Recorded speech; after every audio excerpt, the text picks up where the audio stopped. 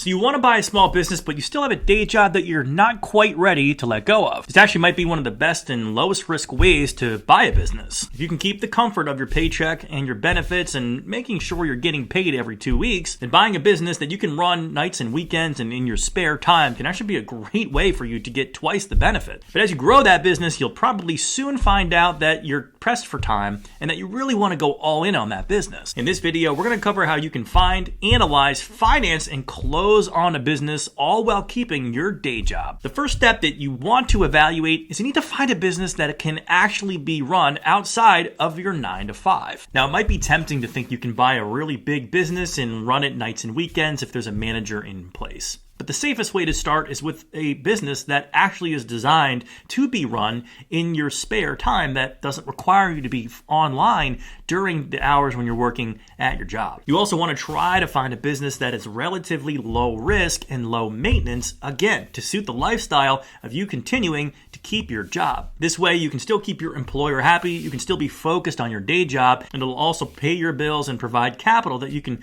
put into the business while you figure things out and continue to grow it after you buy it. Now, there are a number of different businesses that you can buy that almost never require you to be online full time, at least when you keep them small. Examples include e-commerce stores on Shopify, Amazon FBA, blogs, affiliate sites, other digital product businesses, also vending machines, some car washes, ATMs, and other food and product delivery routes, and even many different service-oriented businesses where the service is typically delivered at strange hours, like early in the morning, late at night, or on the weekends.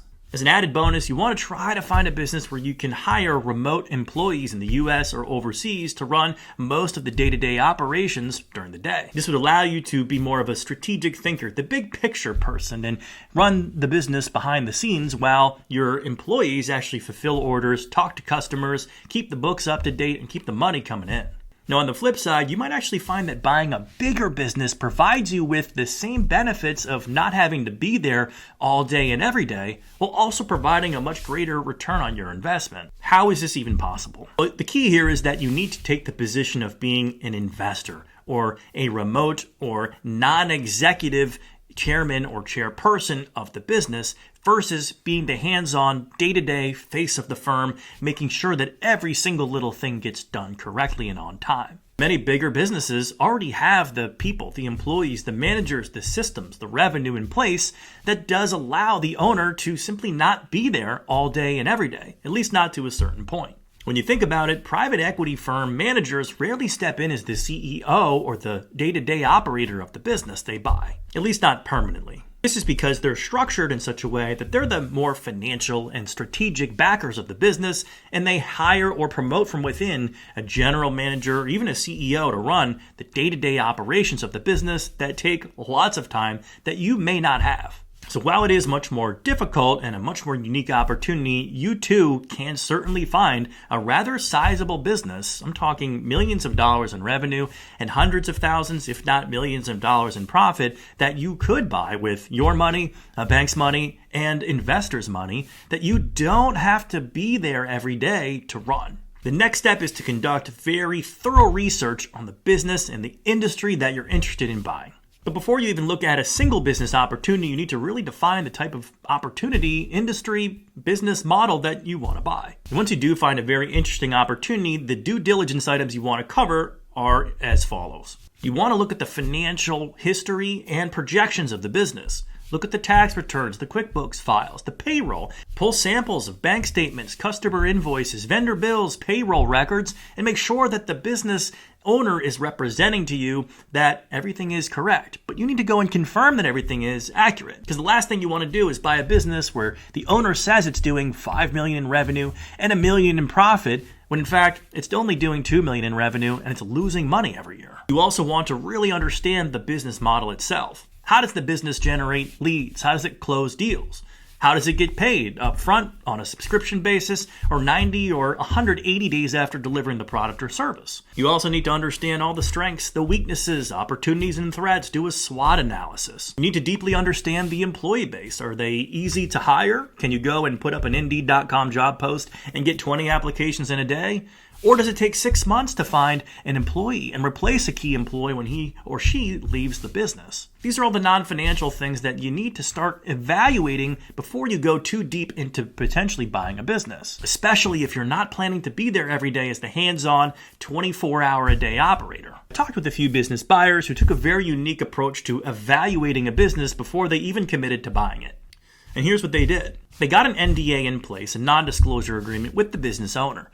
Then they went in and actually shadowed the business owner for 2 weeks, sitting right next to him at his desk, listening to the conversations he had with his customers, with his suppliers, with his employees. They basically had the opportunity to step into the shoes of the business owner to really assess how involved, how important he was to the business's success. So if you can do the same thing, you can really figure out how much time the business owner is putting into the business, the day-to-day challenges he's having when he's running the business, and then you can get a feel for how much time, effort, and risk you're willing to take on to step into his shoes and buy this business. And if you discover that he's spending actually 60 hours a week on the business, not the 20 or 30 that he said he was, this might not be the opportunity for you. Next, you want to devise a business plan. I know a lot of people say business plans are worthless and useless and don't waste your time or money building one yourself, but I completely disagree. Every business owner, especially a first-time business owner, needs to at least be thoughtful and put down a plan on paper for how they're going to buy the business, take over the transition, the whole operations to themselves from the owner.